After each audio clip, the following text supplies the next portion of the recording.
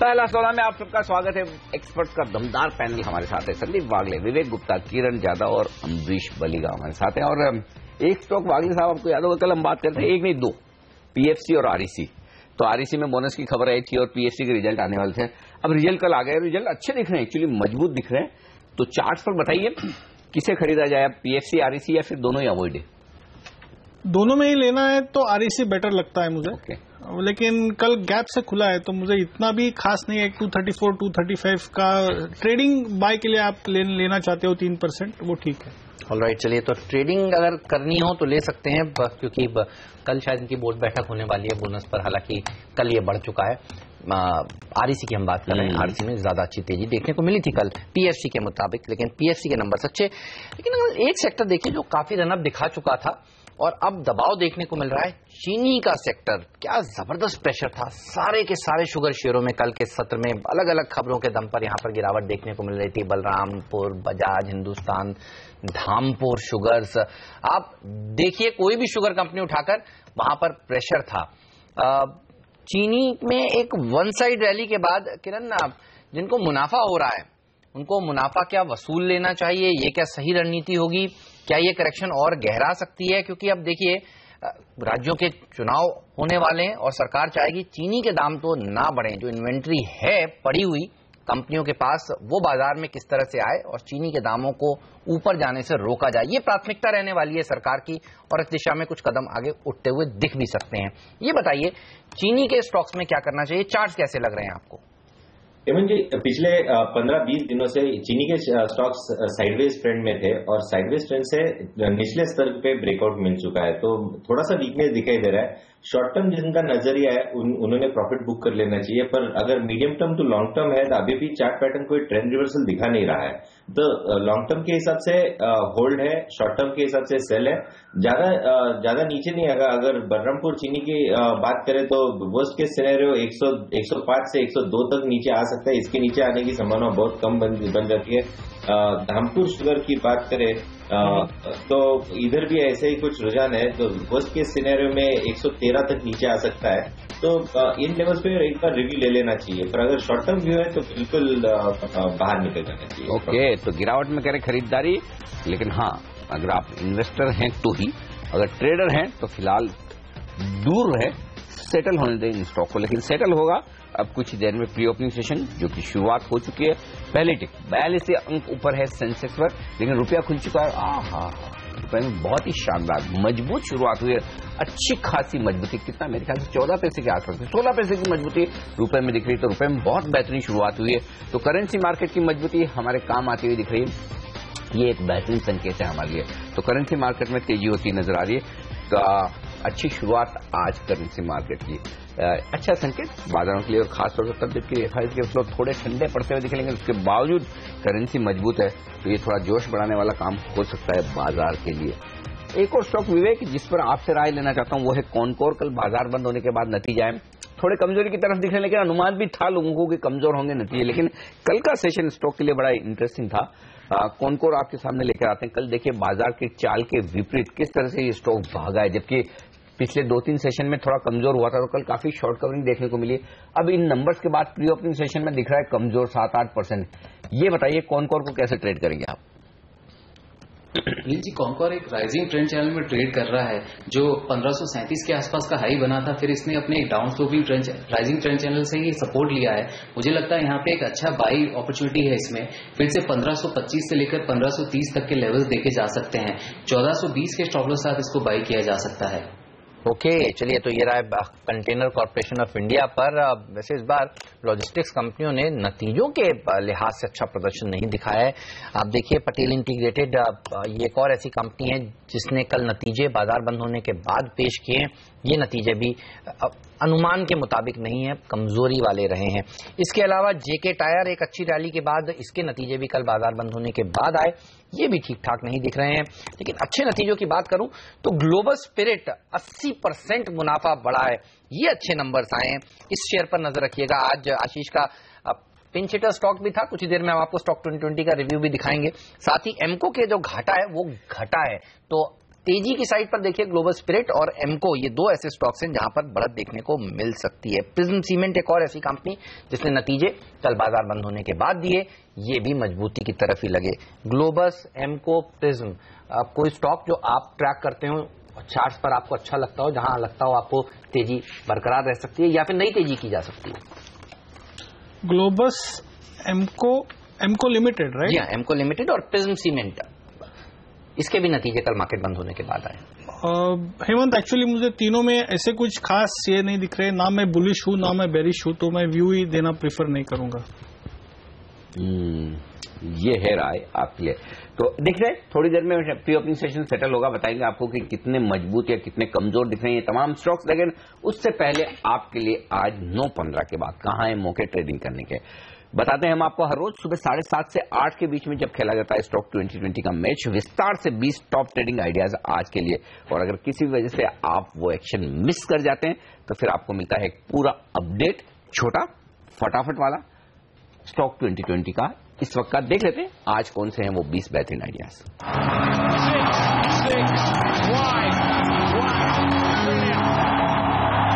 मेरी पूरी टीम आपकी स्क्रीन पर आती हुई 10 के 10 खरीदारी करने के मौके। नैटको फार्मा कल बाजार बंद होते होते जो तिमाही रिजल्ट्स आए थे, नंबर्स अच्छे हैं पर स्टॉक पे ध्यान रखें उतना ही इक्वली स्ट्रांग मूव ऑलरेडी आ चुका है, तो बहुत ज्यादा अप मूव्स के लिए ना प्ले करें, छोटे मूव्स के लिए प्ले करें। पीएफसी रिजल्ट स्ट्रांग और मुनाफे का नंबर तो उम्मीद से कहीं बेहतर है, और अगर लिक्विडिटी फ्लो कंटिन्यू रहा तो एनबीएफसीज में ये ज्यादा प्रिफर्ड बेट होंगी, पीएफसी और साथ साथ आरईसी जिसकी अभी बोर्ड बैठक भी आनी है बोनस इश्यू को लेकर। आईजीएल स्कोप ऑफ बिजनेस बढ़ता हुआ नजर आएगा, एनसीआर की अब बियॉन्ड ये कंपनी जा रही है, पीएनजीआरबी से अप्रूवल आ गया है, उसका फायदा स्टॉक को मिलना है, लेकिन ये स्टॉक लाइफ हाइज के आसपास है, तो यहां पे भी माइनर अपटिक्स के लिए प्ले किया जा सकता है। टाटा ग्लोबल बेवरेजेस लंबे अरसे से हमारे रडार पर आया, अब फाइनली ये कंपनी अच्छे नंबर्स घोषित कर रही है, पोजीशन जिस तरह की बिल्डअप हो रही है वो बड़ी इंकरेजिंग है। फ्यूचर कंज्यूमर आज का डिपेंडेबल हमें लगता है फ्यूचर कंज्यूमर एंटरप्राइजेस में खरीदारी करने के मौके होंगे। एमको और Nitesh estate loss making companies, लेकिन रिजल्ट जो कल बाजार बंद होने के बाद आए, लॉसेस सिग्निफिकेंटली रिड्यूस हो रहे हैं, शायद उस खबर के चलते स्टॉक्स में अच्छा मूव आएगा।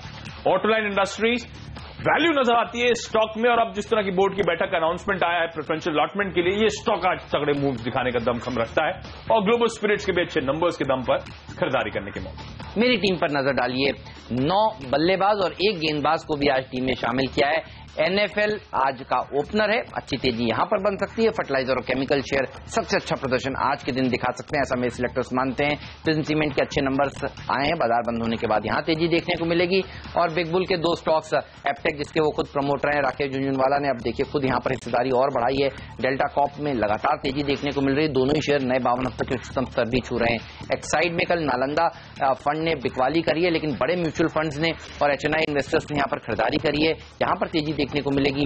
नोसिल को फायदा मिलेगा, रबड़ केमिकल के ऊपर रेवेन्यू डिपार्टमेंट ने जिस तरह से जो एंटी डंपिंग ड्यूटी की मियाद थी वो 1 साल से और बढ़ा दी गई है, वो नोटिफिकेशन आ चुका है, तो यहां पर रैली देखी जाएगी। लक्ष्मी ओवरसीज एक राइस बनाने वाली कंपनी, यहां पर बढ़त देखी जाएगी, लेकिन जेट एयरवेज नतीजों से पहले थोड़ा और प्रेशर आज दिखा सकता है। फ्री हिट का दर्जा दीपक नाइट्रेट को दिया है। नाइट्रेट, सोडियम नाइट्रेट एक ऐसा केमिकल है जिसके ऊपर एंटी डंपिंग ड्यूटी लग गई है अब, और वो 1 साल के लिए और बढ़ा दी गई है, तो यहां पर तेजी बनेगी। और आरसीएफ भी ये केमिकल बनाता है, तो इस शेयर में भी तेजी देखने को मिलेगी। ये तमाम ऐसे स्टॉक्स हैं जो आज आपको इंट्राडे में मुनाफा कमाकर दे सकते हैं।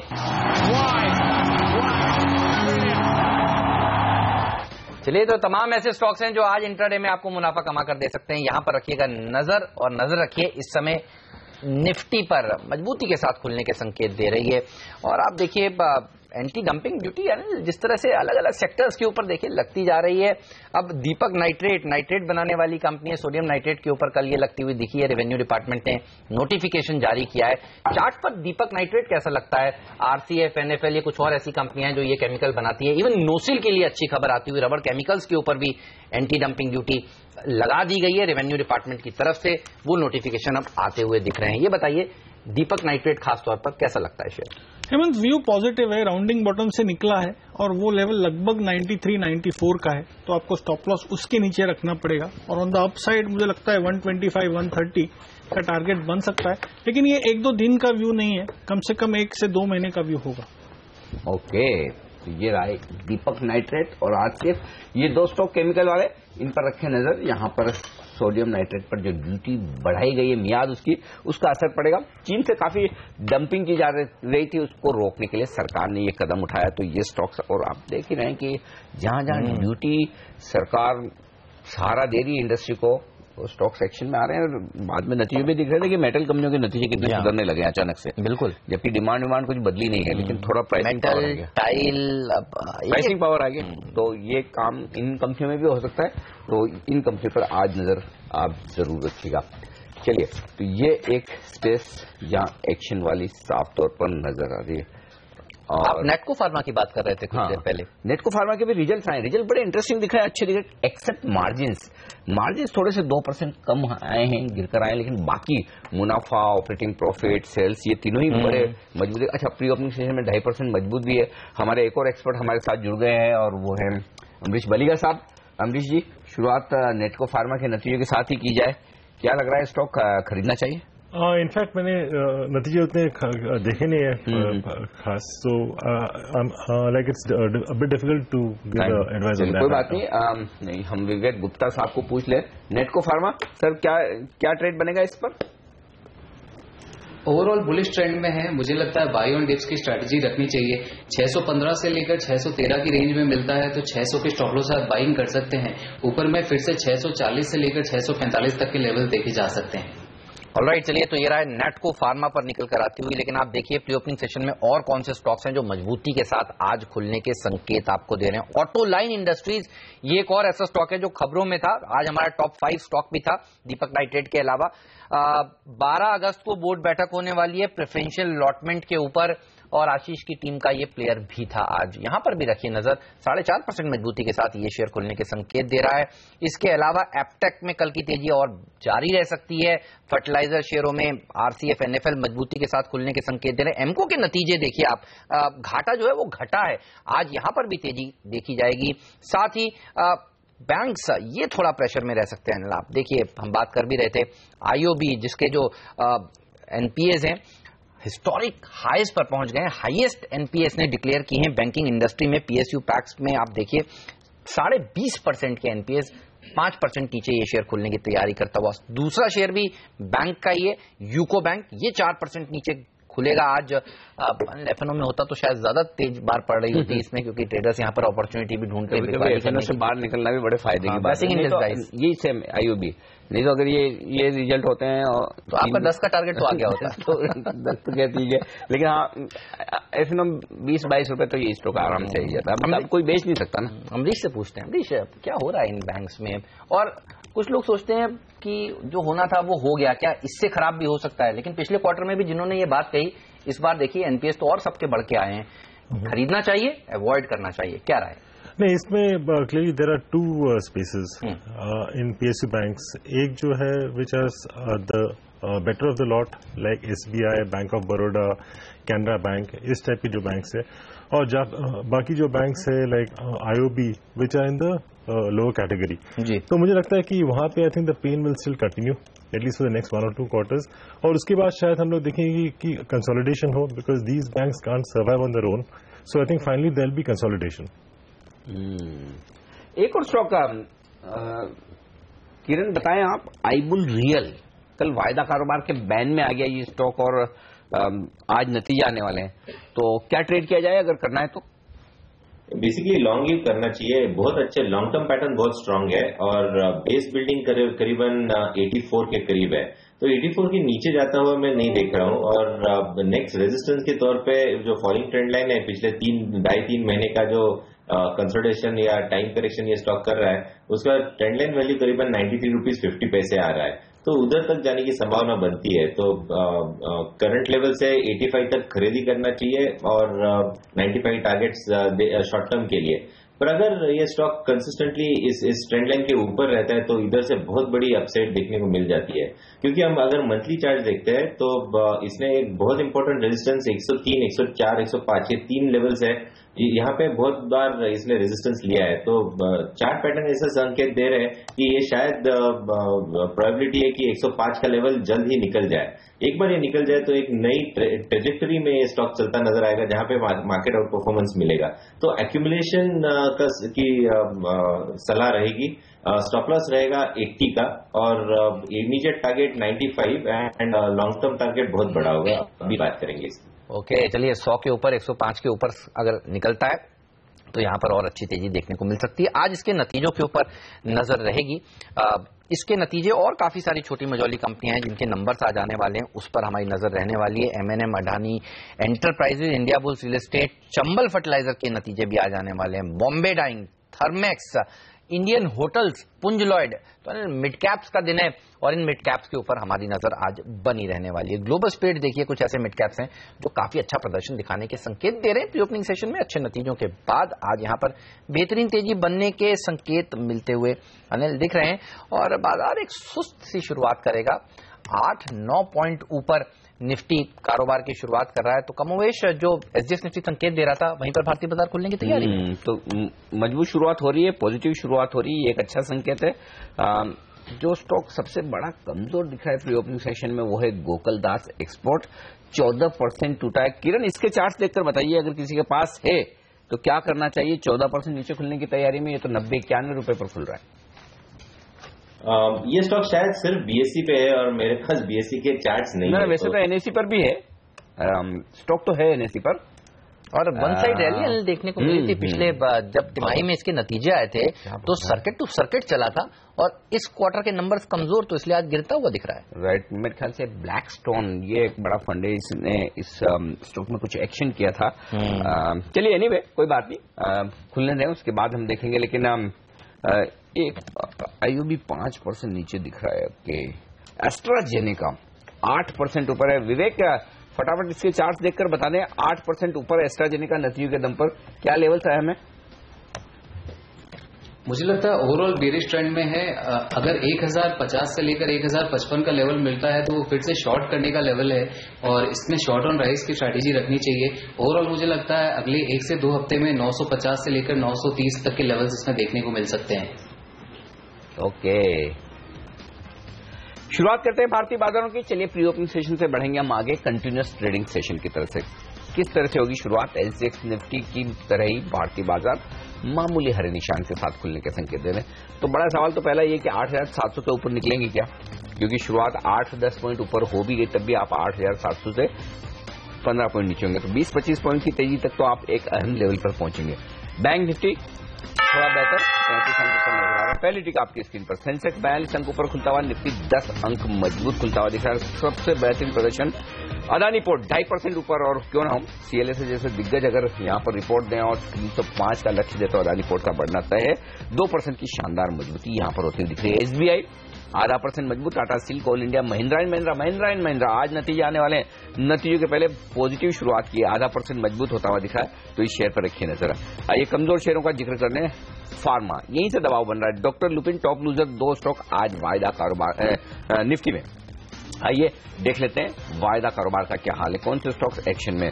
2.5% ऊपर अदानी पोर्ट, जेएसडब्ल्यू एनर्जी 1% ऊपर, पीएफसी अच्छे नतीजों के दाम पर 1% ऊपर खुलता हुआ दिख रहा है। कमजोर क्या है? एनआईटी टेक 1.5% नीचे, आईबुल हाउसिंग 1.5% नीचे, कमिंस बाटा जैसे स्टॉक थोड़े थोड़े कमजोर खुलते हुए दिख रहे हैं। डिश टीवी जो वायदा कारोबार के बैन में आया है 1% की गिरावट के साथ शुरुआत करता हुआ दिखा है। ये कुछ एक स्टॉक्स एक्शन में इस तरफ से। अब आइए नतीजों के दम पर गोकुलदास 12% नीचे, हुतुमाकी पीपीएल जिसे आप पेपर प्रोडक्ट्स के नाम से जानते थे, हुतुमाकी इसके भी नंबर खराब थे, 11% नीचे ये खुला है।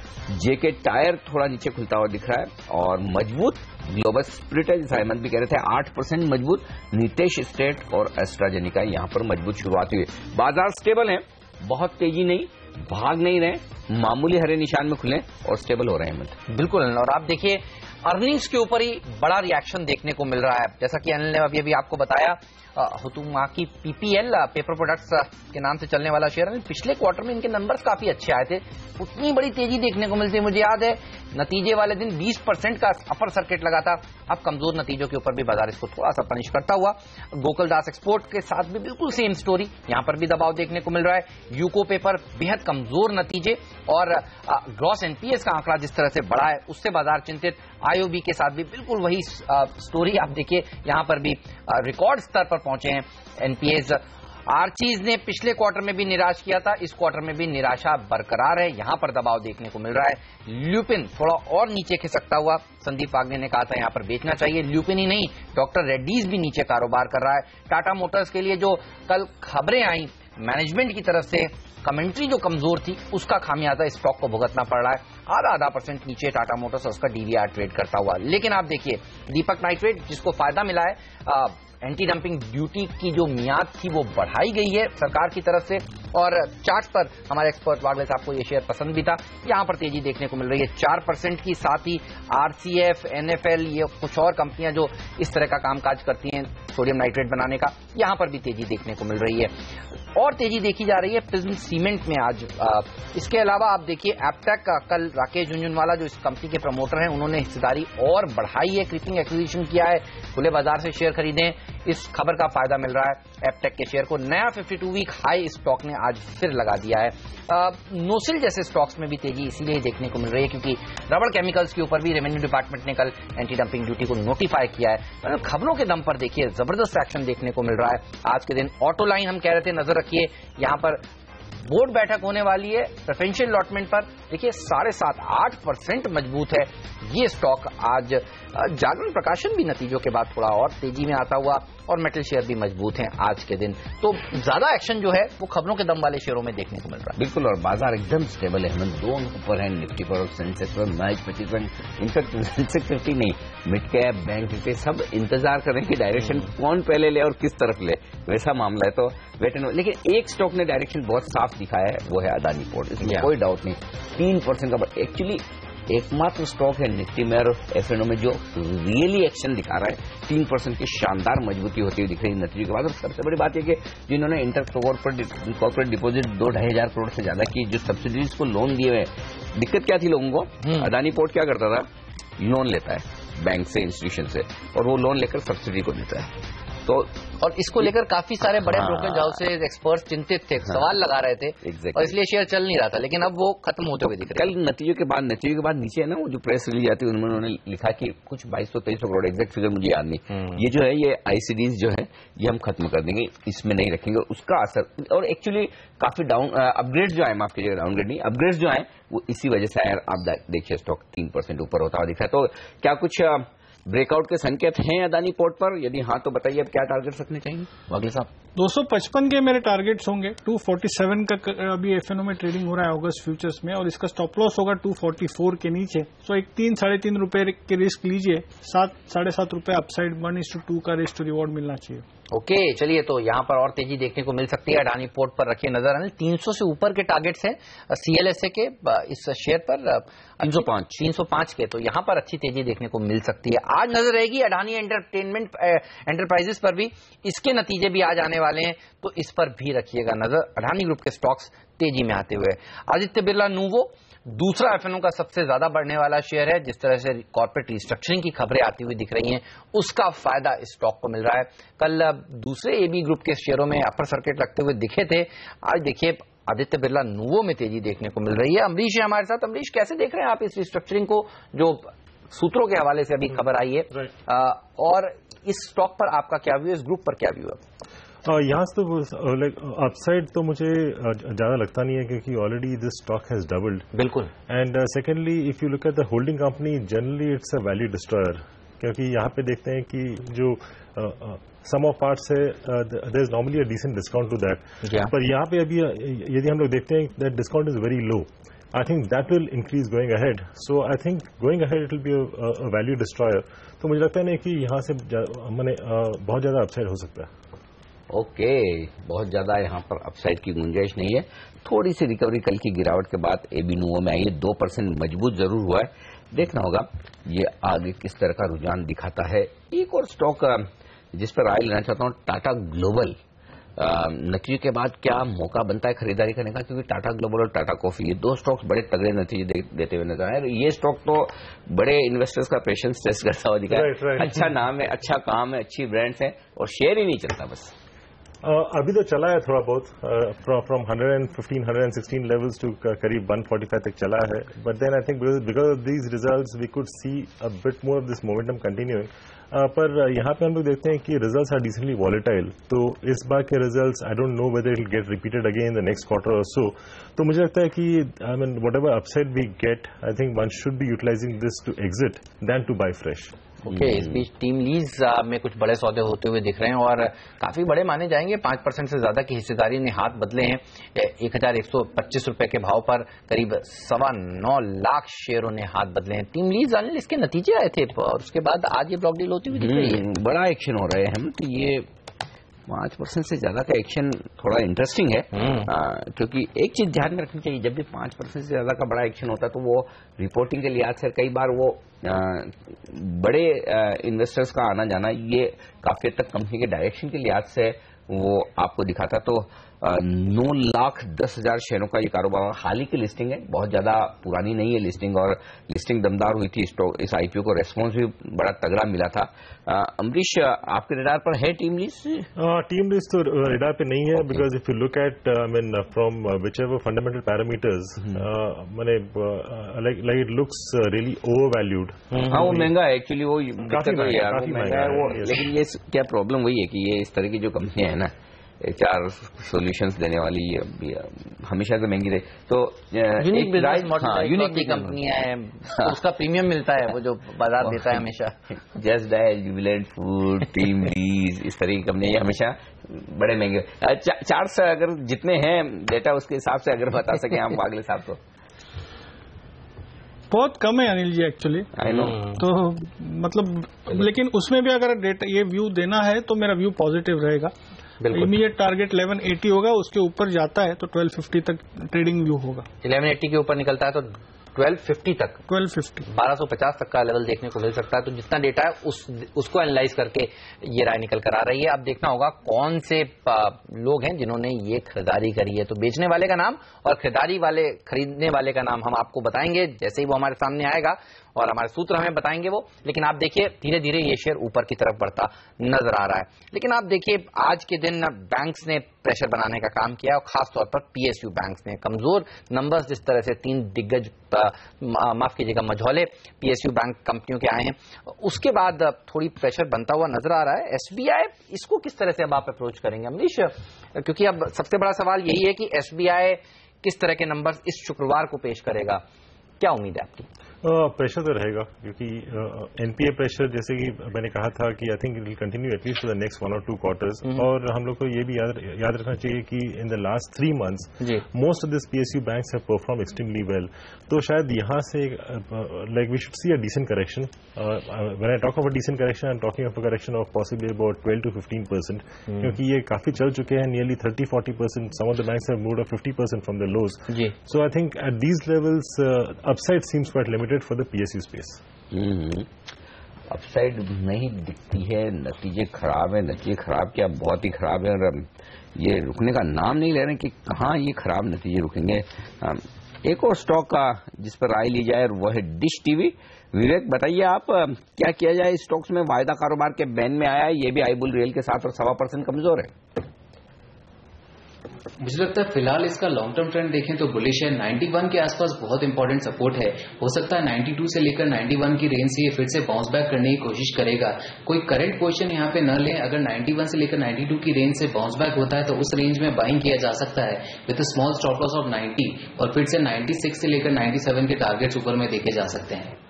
ऑलराइट, तो डिश टीवी इस पर रखिए नजर, यहाँ पर थोड़ा दबाव देखने को मिल रहा है। अब देखना होगा ये और कितना नीचे जाता है। बहरहाल इस शेयर पर आपकी नजर होनी चाहिए। साथ ही नजर रखिए कुछ और स्टॉक्स पर भी। लक्ष्मी एनर्जी पर 7% की मजबूती दिखा रहा है ये स्टॉक भी।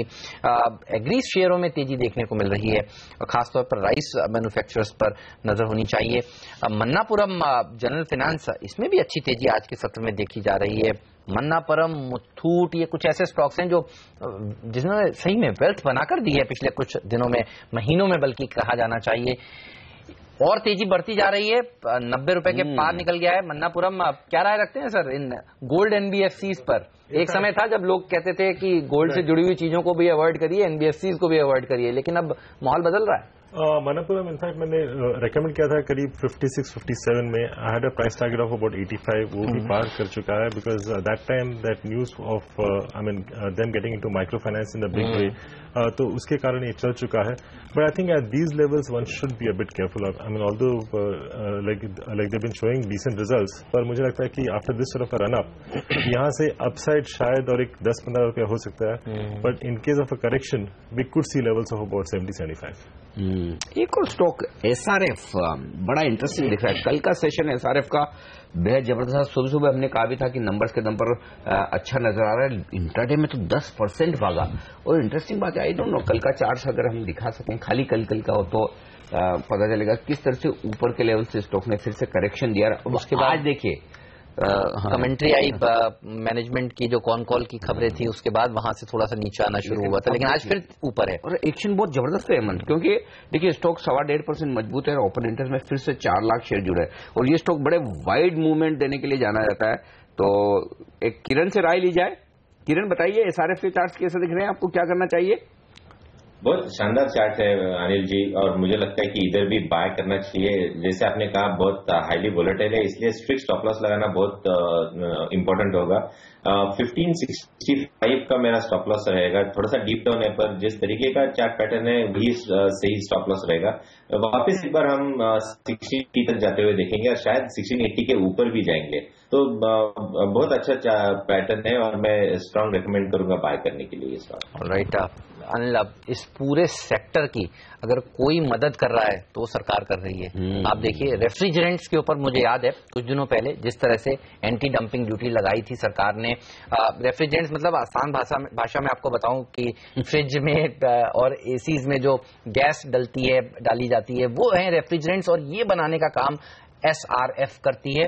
और कुछ दिनों पहले इस तरह की खबरें भी आ रही थी, कुछ और जो केमिकल्स ये बनाते हैं, पीवीसी फ्लेक्स टाइप के केमिकल्स, उसके लिए भी सरकार सोच रही है कि एंटी डंपिंग ड्यूटी लगा दी जाए, और लगी हुई है तो उसको बढ़ा दिया जाए. और आज आप देखिए वो जो थीम है वो केमिकल्स का थीम है, और एसआरएफ भी अच्छा प्रदर्शन दिखाता हुआ. बिल्कुल, आज देखिए इसी के दम पर ये सब स्टॉक्स मजबूत भी खुले हैं. दीपक नाइट्राइट, आरसीएफ जो आपने अपनी टीम में शामिल भी किए थे. तो ये सारे जहां जहां एक्शन होता दिख रहा है ड्यूटी के लिहाज से, वो साफ तौर पर बाजार को पसंद आएगा. चलिए एक और स्टॉक जहां पर एक्शन होता हुआ दिख रहा है, अपोलो टायर्स.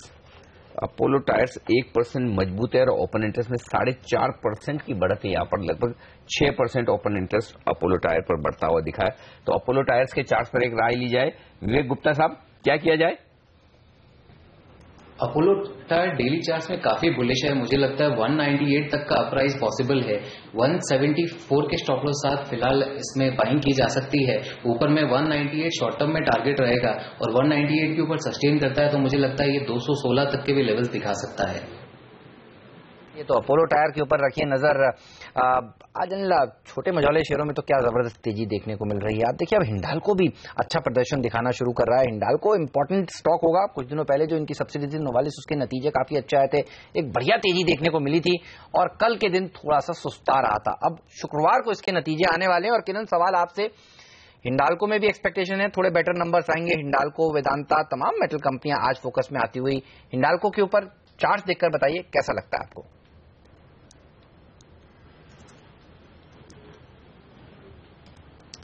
शायद किरण से हमारा संपर्क नहीं हो पा रहा.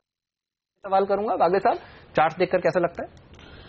हेमंत, हिंडाल्को को 152, 152.50 का एक स्ट्रांग रेजिस्टेंस है. उसके ऊपर जाएगा तो मैं फ्रेश तेजी की बात करूंगा. अदरवाइज व्यू तो बुलिश है, माइल्डली बुलिश मैं कहूंगा फॉर द डे. थोड़ा बुलिश यहाँ पर व्यू हिंडाल्को पर बनता हुआ दिख रहा है. बाजार में हेमंत डायरेक्शन एक जगह साफ हो गया है मेरे को. मिड कैप्स में 1/3 1% मजबूत है मिड कैप इंडेक्स. और क्यों मजबूत है वो भी बता दूं. देखिए मिड कैप इंडेक्स में कैसे स्टॉक्स है, Adani enterprises, Apollo tyre, UPL, Jindal steel, ये ऐसे स्टॉक्स है जो 1.5-2% मजबूत होते हैं. ट्रेडर्स के फेवरेट, ये ट्रेडर्स के फेवरेट है, और यहां पर तेजी हो रही है. तो एक्चुअली ट्रेडर्स क्या सोच रहे हैं कि अगर सेंसेक्स निफ्टी कहीं नहीं जाए, यहीं के यहीं रहे, तो हम स्टॉक स्पेसिफिक एक्शन पकड़ के तेजी करेंगे. वो एक रुझान इस वक्त साफ नजर आ रहा है. बाजार में आप देख सकते हैं। तो ये एक एक्शन होता हुआ दिख रहा है। और जो कुछ स्टॉक्स हमने आइडेंटिफाई किया, आप देखिए अपोलो टायर में 5% ओपन इंटरेस्ट बढ़ गया है। मतलब जो एक्शन हो रहा है, अदानी पोर्ट, बावजूद इसके जब जेके टायर के नंबर कमजोर हो, हाँ, उसके बावजूद देखिए कितनी तेजी है। हीरो मोटोकॉर्प एक और स्टॉक, इस पर राय ली जाए।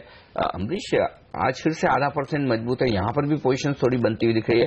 हीरो मोटो, या मेरे ख्याल से अब तो टू व्हीलर सबके ही नंबर आ गए, बजाज, हीरो, टीवीएस, आइशर, हाँ चारों जगह। बेस्ट कौन सा है? मुझे तो अभी लगता है कि I mean one stock which can still be bought is Hero, because clearly because of monsoons हम लोग देखेंगे कि I mean over the next at least 1 or 2 quarters numbers और भी बेहतर होंगे। So I think even at these levels one should look at buying Hero, then Bajaj auto and then possibly TVS. Alright, तो Hero, Bajaj, TVS, इस प्राथमिकता में आपको खरीदारी करनी चाहिए। ये राय टू व्हीलर कंपनियों पर निकल कर आ रही है। वक्त है हमारे विशेषज्ञों से विदा लेने का। संदीप आगले जी, अमरीश बलिगा जी, विवेक गुप्ता जी, किरण जी, आप सबका शुक्रिया समय निकालने के लिए और आज इस चर्चा में शामिल होने के लिए। बाजार देखिए, ऐसा नहीं कहीं बहुत बड़ी तेजी बनती हुई नजर आए और ऐसा भी नहीं कोई बहुत बड़ी गिरावट देखने को मिल रही हो, लेकिन मिड कैप इंडेक्स में तेजी बरकरार है। 1/4% ऊपर ये सूचकांक इस समय ट्रेड करता हुआ। एक और एक्सपर्ट को जोड़ते हैं, सिट्रस एडवाइजर्स के फाउंडर संजय सिन्हा हमारे साथ अब जुड़ चुके हैं। सिन्हा साहब, गुड मॉर्निंग। ये बताइए, बाजार कंसोलिडेट करता हुआ नजर आ रहा है और मिड कैप्स में तेजी है, आप इसे किस तरह से रीड कर रहे हैं और बाजार के लिए आगे का डायरेक्शन भी हमें बताएं, आपके लिहाज से क्या होगा? देखिए, मुझे लगता है कि जो रैली शुरू हुई थी बजट के दिन से, उस रैली को 3 मुख्य कारणों ने मोमेंटम दिया था। एक तो ये कि on a macro economic basis Bharat की अर्थव्यवस्था पहले से ज्यादा सुदृढ़ हो गई थी और बजट के जो प्रावधान थे जिसमें कि रूरल इकोनॉमी को भी प्रोत्साहन देने के लिए कदम उठाए गए थे, तो वो एक मेजर फैक्टर था कि जो मैक्रो इकोनॉमिक रिवाइवल था वो बजट के बाद और भी रीइंफोर्स हो गया। तो वो पहला फैक्टर था। दूसरा फैक्टर जो था वो था expectations leading up to the corporate performance of the June quarter. तो अब तक के जो नतीजे आए हैं उसमें भले ही कुछ सेक्टर्स में डिसअपॉइंटमेंट रहा हो, लेकिन ओवरऑल अगर आप देखें तो कॉर्पोरेट परफॉर्मेंस इस क्वार्टर में पिछले तिमाही से बेटर है और पिछले साल की इस तिमाही से तो डेफिनेटली बहुत बेटर है। तो वो दूसरा फैक्टर था जो मार्केट को अब तक इस लेवल तक ले आया। और तीसरा जो सबसे महत्वपूर्ण फैक्टर जिसने कि पिछले 1 महीने में बहुत बड़ा रोल प्ले किया है वो है लिक्विडिटी का। ब्रेक्जिट के बाद अपेक्षा के विपरीत जहां हमें एफआईआई की आउटलुक की आशंका थी, हमने देखा कि फॉरेन इंस्टीट्यूशनल इन्वेस्टर्स का भारत में और भी पैसा आने लगा। तो ये 3 जो फैक्टर हो गए, macro economic, corporate fundamentals and liquidity, ये तीनों फैक्टर्स आज के दिन काफी हद तक प्ले आउट कर चुके हैं। हम 9000 निफ्टी के लेवल के बहुत नजदीक भी पहुंच गए हैं, जो कि पिछला पीक भी है। तो मुझे लगता है कि इस लेवल से आगे बढ़ने के लिए कुछ मेजर ब्रेक थ्रू होने की जरूरत है। मैं कुछ चर्चाएं भी सुन रहा था कि अभी स्टेट बैंक की जो रिजल्ट आएंगी शुक्रवार को, उसको लेके लोगों के मन में थोड़ी सी डर है। तो मेरे ख्याल से यहां से आगे का जो मार्केट का डायरेक्शन है वो काफी हद तक बैंकिंग स्टॉक्स निर्धारित करेंगे और उसमें पीएसयू बैंक्स का बहुत बड़ा श्रेय रहेगा। वो एक मेजर ब्रेक थ्रू हो सकता है। दूसरा जो होगा वो है कि अब कुछ ही दिनों में हमें रिजर्व बैंक ऑफ इंडिया के नए गवर्नर की नाम हमारे सामने आएगी। वो कौन से व्यक्तित्व हैं, वो किस तरह की एक्सपेक्टेशंस रेज करते हैं अबाउट रेट्स, वो भी एक सिग्निफिकेंट डायरेक्शन होगा मार्केट के लिए। क्योंकि देखिए, इन्फ्लेशन अभी थोड़े से एलिवेटेड लेवल पे है। 7th पे कमीशन की अवार्ड आएगी, क्रूड के दाम भी ऊपर चले गए हैं। इसके फंडामेंटल बेसिस पर रेट कट की संभावना वैसे नहीं होनी चाहिए। तो रिजर्व बैंक ऑफ इंडिया के गवर्नर का मनोनीत होना भी एक डायरेक्शन को डिसाइड करेगा। और मेरे ख्याल से जो सबसे महत्वपूर्ण बात है वो है कि अब अगले क्वार्टर के लिए हमारे एक्सपेक्टेशंस कैसे होंगे। इस क्वार्टर में करीब करीब हम आधी जर्नी पूरी कर चुके हैं और जो शिफ्ट देख रहे हैं हम कॉर्पोरेट परफॉर्मेंस का, वो देख रहे हैं कि सिक्लिकल स्टॉक्स की जो परफॉर्मेंसेस हैं वो ज्यादा अच्छी हैं। तो ये 2 महत्वपूर्ण बातें मैं कहूंगा लोकल लेवल पे and the global economic factors, खास करके चाइना में क्या हो रहा है, यूरोप में क्या हो रहा है, वो निर्धारित करेंगे आगे के डायरेक्शन। तो एक कंसोलिडेशन के बाद मुझे तो अभी भी लगता है कि दिवाली के पहले निफ्टी शायद 9000 का लेवल क्रॉस कर जाए। ओहो, दिवाली तक 9,000 का लेवल, यहां से भी यानी कि कितनी 300 साढ़े 300 पॉइंट की तेजी तो अभी भी बाकी है, यानी 5% करीबन और बाजार यहां से बढ़ सकते हैं। लेकिन एक फैक्टर जिस पर नजरें हैं वो है बैंकिंग शेयरों के प्रदर्शन पर, क्योंकि अगर निफ्टी को 9,000 के पार निकलना है तो बैंक्स का चलना जरूरी है। सिन्हा साहब, कैसे देख रहे हैं सरकारी बैंक खासतौर से जिस तरह के नतीजे दे रहे हैं और जो तेजी बन चुकी है, तेजी तो बहुत हो गई लेकिन नंबर्स अभी भी खराब आ रहे हैं। कल भी ये 3 देखिए छोटे सरकारी बैंक, यूको, यूनाइटेड, आईओबी, 2 दिन पहले आंध्रा और यूनियन। अब क्या करें, यहां पर खरीदारी का मौका है या प्राइवेट बैंक से खरीदेंगे आप? देखिए, चूंकि इतनी ज्यादा रैली हो चुकी है बजट के बाद, तो इस लेवल पे बिना उनके क्वार्टरली रिजल्ट्स को देखे हुए शायद अभी खरीदना बहुत ही उचित कदम नहीं होगा, क्योंकि अगर हम ये खरीदारी अगर बजट के आसपास कर लिए रहते तो ज्यादा अच्छा था। मैं कहूंगा कि अभी रिस्क और रिवॉर्ड दोनों इक्वली बैलेंस्ड हैं, और अगर आप अभी खरीद रहे हैं तो आपके मन में 2 बातें होनी चाहिए। या तो आपकी रिटर्न्स की एक्सपेक्टेशन कम होनी चाहिए, या आप जो रिटर्न चाहते हैं उसकी अवधि आपको ज्यादा बड़ी करनी होगी। लेकिन मैं ये बात आपसे बिल्कुल सहमत हूं कि यहां से आगे अगर बाजार को जाना है तो वो रैली बिना बैंकिंग सेक्टर के स्टॉक्स के समर्थन के नहीं हो सकता। कुछ और भी बातें हैं जो बैंकिंग सेक्टर में आगे मैं उम्मीद कर रहा हूं कि होंगी। एक तो बैंक की कैपिटलाइजेशन को लेके एक छोटा सा कदम सरकार ने उठाया तो बाजार ने उसको थम्स अप दिया, लेकिन जितनी कैपिटल की रिक्वायरमेंट है बैंक्स को, उसके कंपैरिजन में ये स्टेप बहुत ही छोटी रकम है। बैंक्स को कैपिटलाइज करने के लिए 70,000 से लाख करोड़ रुपए की जरूरत है। उसके लिए सरकार क्या कदम उठा सकती है? हो सकता है कि हम बॉन्ड का रूप अपनाएं बैंक को कैपिटलाइज करने के लिए।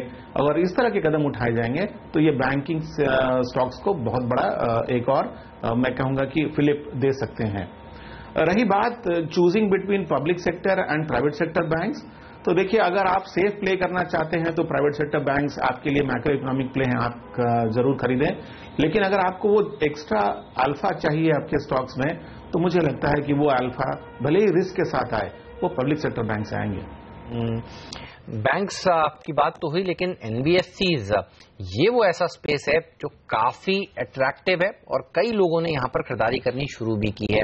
हमें याद है बजट में भी सरकार की तरफ से ये स्टेटमेंट्स आए थे कि एनबीएफसीज के कुछ सेगमेंट्स में 100% एफडीआई लाने पर सरकार विचार कर रही है। अब जल्द वो कदम भी उठता हुआ नजर आएगा। ये बताइए, एनबीएफसीज में एक एनबीएफसी जो आपको लगता है जरूर खरीद कर अपने पोर्टफोलियो का हिस्सा बनानी चाहिए, वो कौन सी होगी?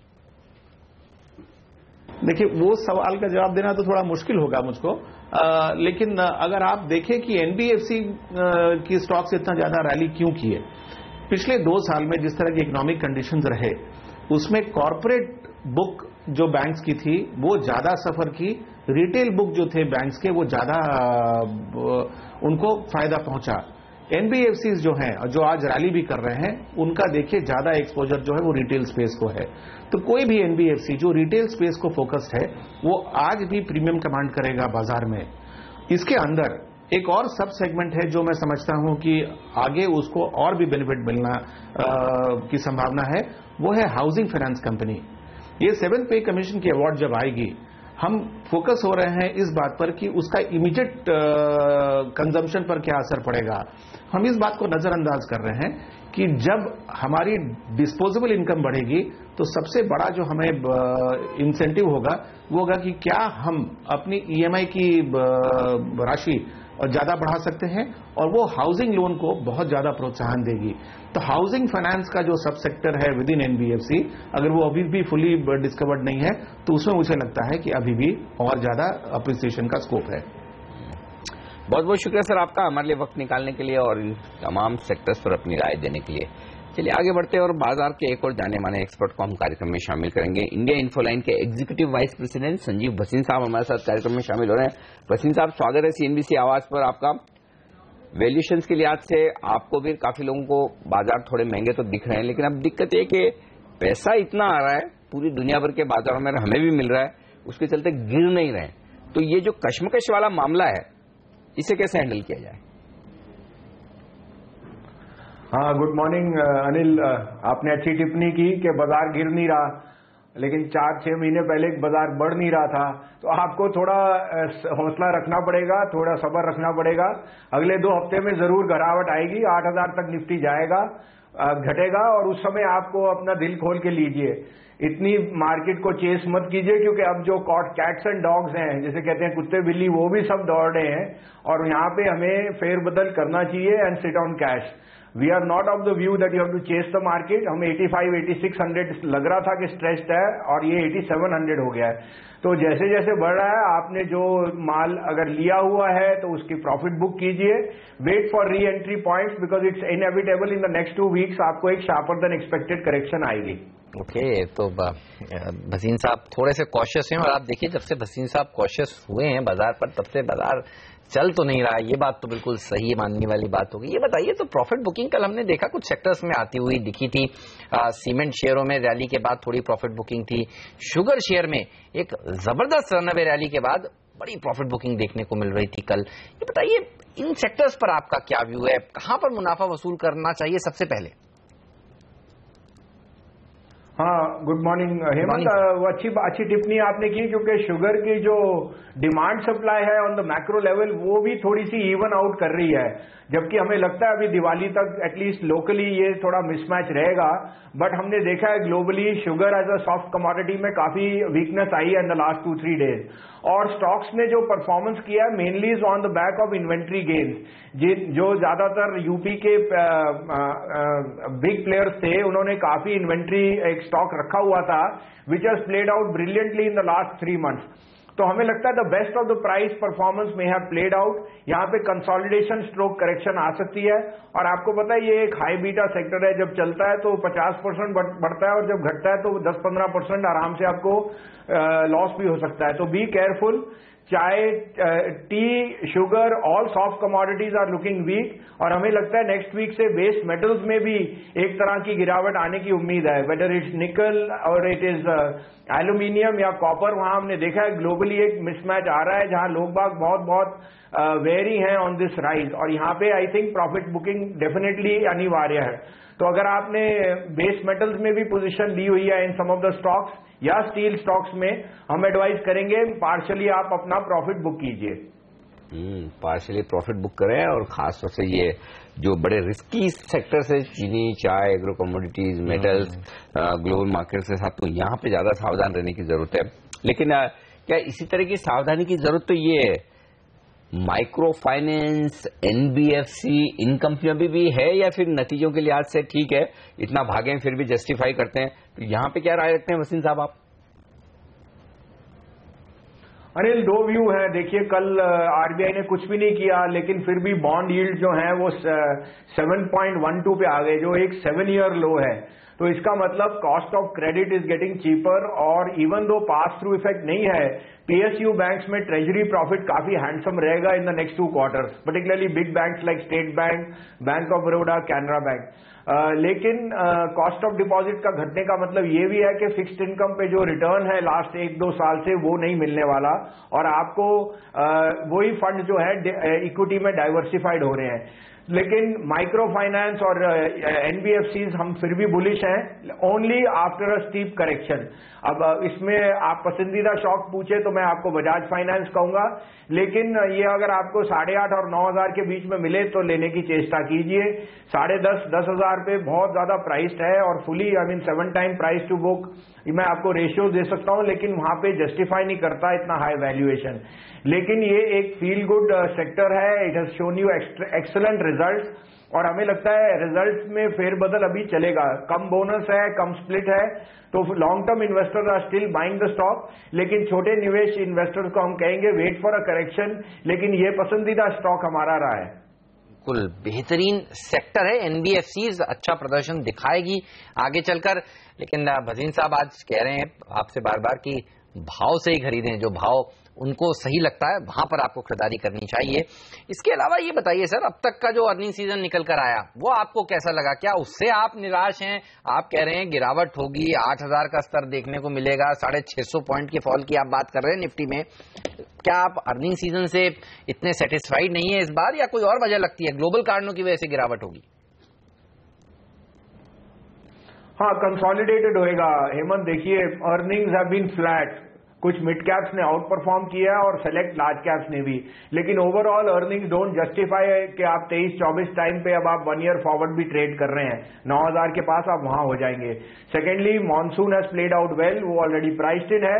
जीएसटी का जितना दारोमदार था वो हो चुका है, उसमें प्ले आउट करने का ऑन अर्निंग्स फ्रंट एटलीस्ट 2 साल लगेंगे।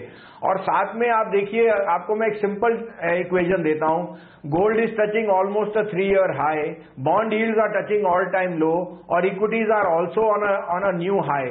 ये तीनों कभी भी लास्ट 30 साल में इकट्ठे एक तरफ से नहीं चलते, तो इनमें एक लड़ी जरूर टूटेगी, और हमारे को लगता है वो इक्विटी है, चाहे वो प्रॉफिट बुकिंग हो, चाहे थोड़ा सा यूरोपियन बैंक स्केयर हो या ऑयल की फॉल हो। ये कंसोलिडेटेड फैक्टर्स जो कह रहे हैं कि जो ये फ्रॉथ है वो एक बारी के लिए हल्का जरूर होएगा, और वहां पे आपको एक करेक्शन मिलेगी जहां आप वापस री इन्वेस्ट कर सकते हैं। ये इंटरेस्टिंग बात कही वसीम साहब, इस पे थोड़ी चर्चा करते हैं। चलिए, आपने कहा एक तो बॉन्ड यील्ड, दूसरा गोल्ड और तीसरा इक्विटी। बॉन्ड यील्ड तो बढ़ेंगे क्योंकि यूएस में आगे पीछे ब्याज दरें बढ़ने वाली है, ठीक है ना। ब्याज दरें कब बढ़ेगी? जब इकोनॉमिक ग्रोथ ट्रैक पर रहेगी। इक्विटी पे अब आप क्वेश्चन मार्क लगा सकते हैं, जनरली बॉन्ड यील्ड बढ़ते हैं तो कोई इक्विटी कमजोर होती है, लेकिन फिर गोल्ड क्यों बढ़ना चाहिए या गोल्ड क्यों टिके रहना चाहिए? अगर यूएस की इकोनॉमिक ग्रोथ मजबूत है तो फिर गोल्ड को नीचे आना चाहिए पहले। यही तो मैं कह रहा हूं अनिल कि आप सोना तब लेते हो जब सब जगह आपको फियर लगता है और अपना पैसा बचाना चाहते हो।